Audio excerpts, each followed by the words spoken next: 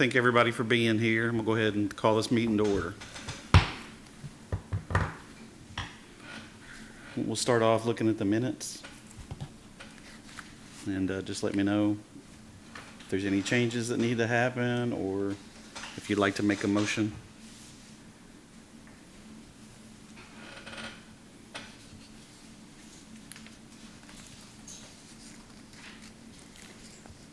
I make a motion, we accept the minutes. Thank you. All right. Motions, all in favor? Say aye. Aye. Any opposed? Motion passed. I'll go ahead and sign both of these for you, Charlie.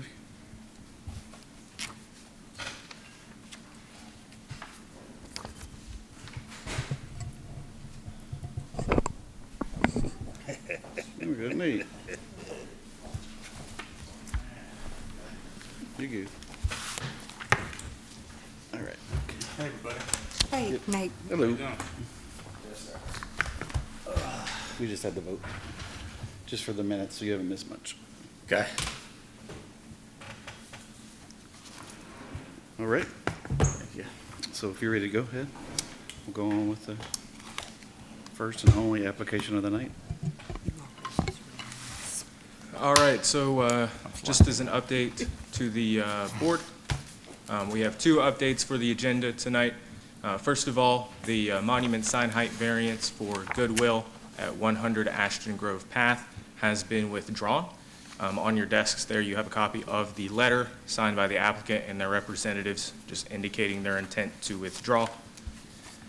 And secondly, G 2026-15, the outdoor storage conditional use permit at 170 Industry Road is actually the first property outside of the municipal boundary of Georgetown. So it is outside of the jurisdiction of the Georgetown Board of Adjustment. So that will be heard by the Scott County Board on Thursday. So only application of the night is 216-218 Tambar Drive. The file number is G 2026-14. The proposal is two variances. One to reduce the R2 side yard setback from 7.5 to 0 feet, and the second variance to reduce the R2 minimum lot width by 25 to 37%. So the location is 216-218 Tambark. The zone is R2. Surrounding zones are R2, B2, B5, and R1C.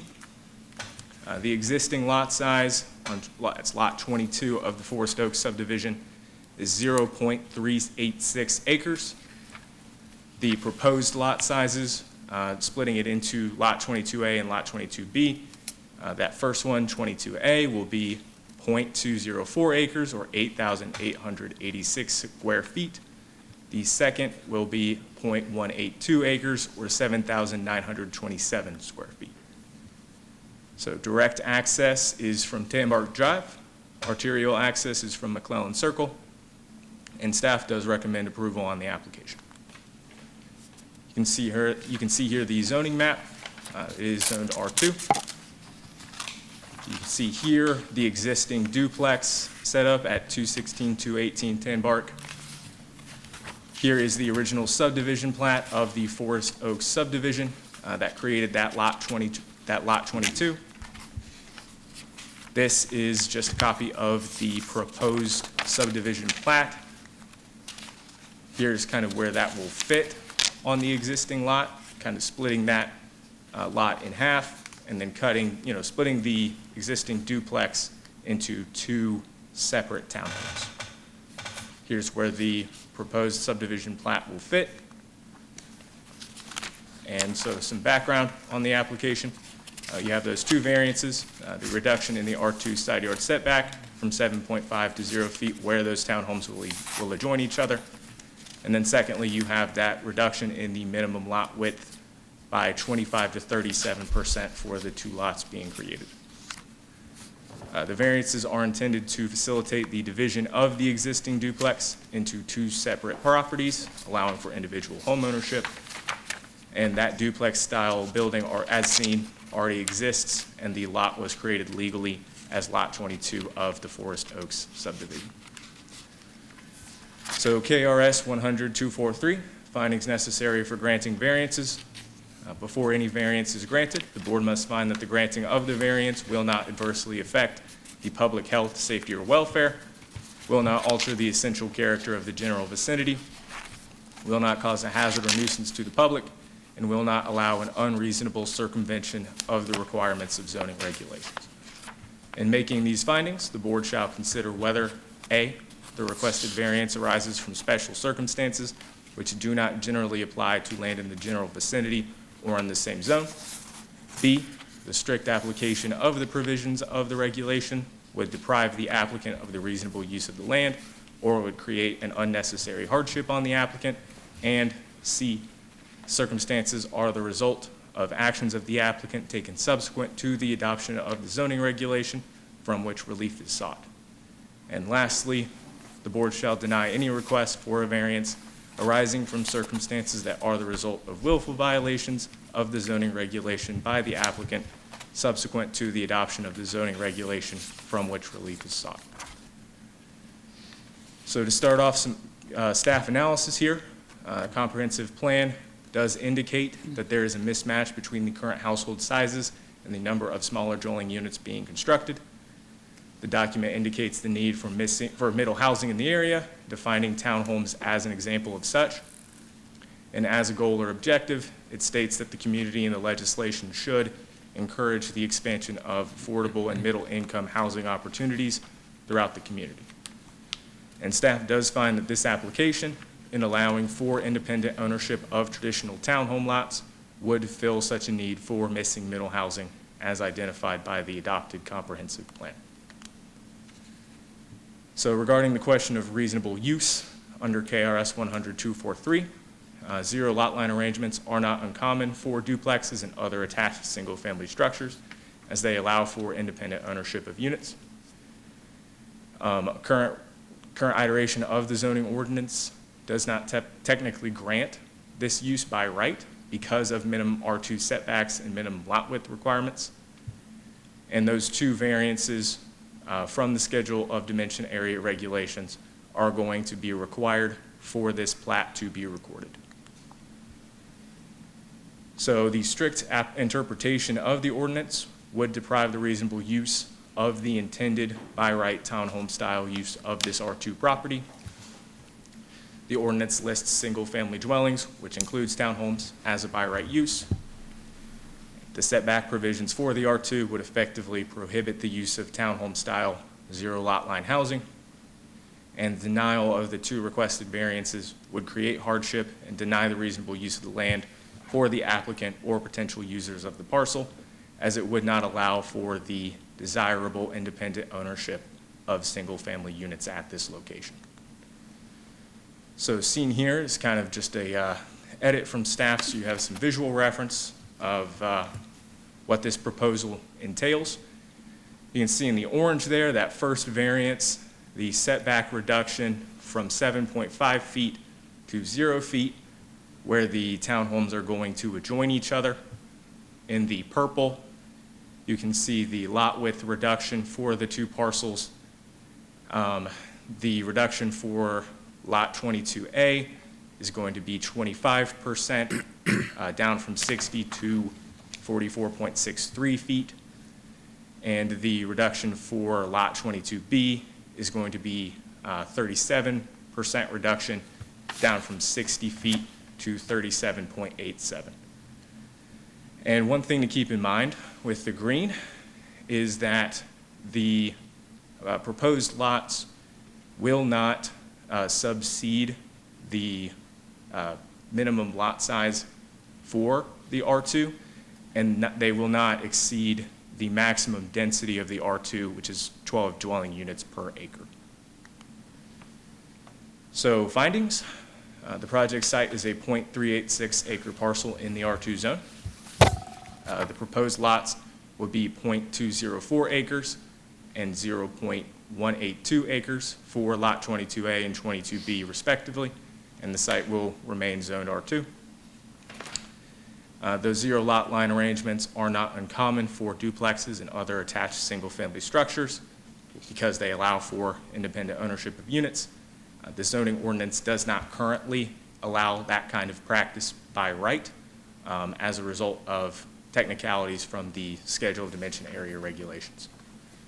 4, the strict literal interpretation of minimum side yard setbacks and minimum lot width in the R2 zoning district would deprive the applicant of the reasonable use of the land.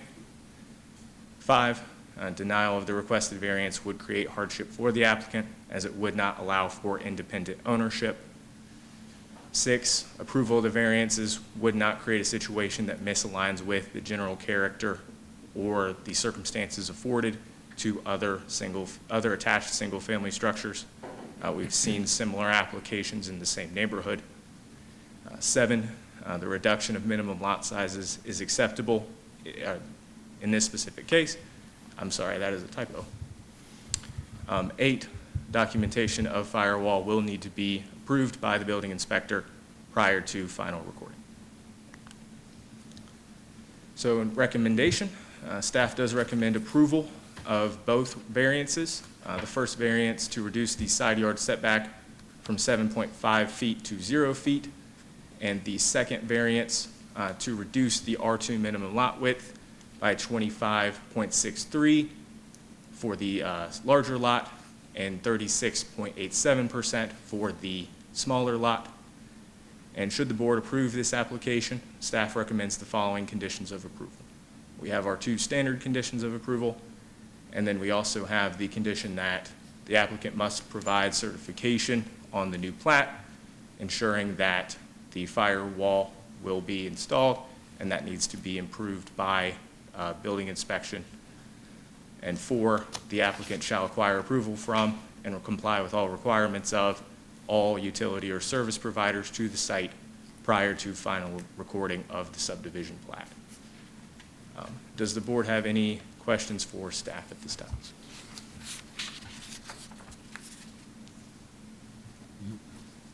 Thank you. Thank you. Is there anybody that would like to speak for or against this? I'm going to see property, so. Okay. And that property does have a very full with the sea fire, but we have, it's built all the way up. Do we have any questions about this at all? No. But we haven't sworn her in yet, so we don't want to hear from her anyway. So Right. Right. Right. Right. We just did 220 and 222, that was all that. Did she sign it? Same. Did you sign the paperwork to speak? Yeah. No. Because if you sign, if you're gonna speak, we're gonna have to get you signed in, and we're gonna You can make have it to official. swear it. Okay. see, I'd have saved her all that trouble. Just let her sit there. Mhm.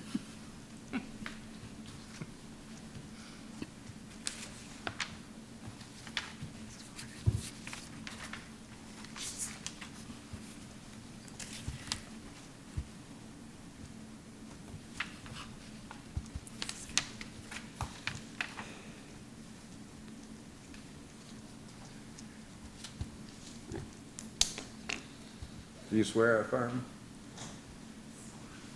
Very good. Okay. Well, if there's no questions, can I get a motion? I make the motion, we accept staff's recommendation. I'll second. You go ahead. Go ahead. You do It's it. your first. I'll second. Okay. All in favor, say aye. Aye. Any opposed? Motion passes. Thank you so much. Thank you. So the only thing that I need to do from here is file it down. I don't know the next steps are. So I'll send you a follow-up letter tomorrow morning. So they do put up retainer walls. To our office, and I'll review the plat and That's it, most of the time. any changes that need What about Jerry? We're not there yet. Oh, first next week. Okay, yeah, I think you're in town. All that, so. Thank you so much. I had parties Thank you for coming. today.